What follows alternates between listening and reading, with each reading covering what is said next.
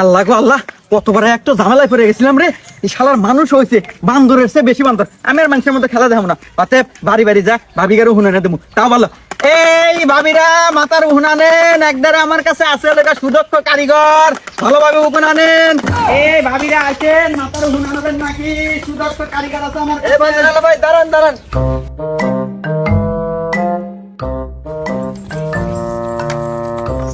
হ্যাঁ ভাবি কোন। কি আর কম ভাই, দুঃখের কথা শুনতেছি আপনি নাকি বান্ধবদের হুনে দেন।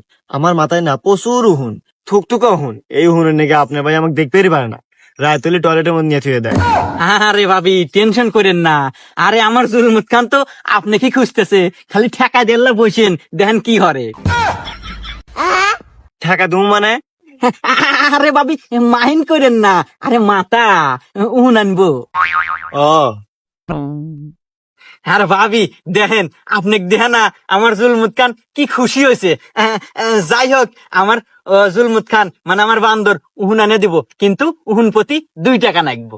আরে ভাই 2 টাকা না 10 টাকা দিমু, তা আমার হুন গুনে এনে দেন, তা আমাকে আমার কাছে থাকবে দেন। আচ্ছা ভাবি নন, বাড়ির ভিতরে যাই। আচ্ছা ভাই, বাড়ির মধ্যে আসেন। চলে।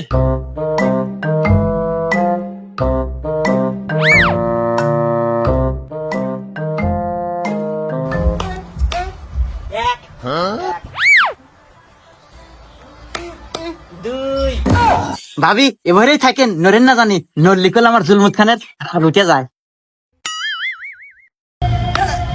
3। এ ভাই মারে কে? আরে ভাবি কইলাম না, নরেন না নরেন না, নরলে আমার জুলমুত খানের মাথা নষ্ট হয়ে যায়।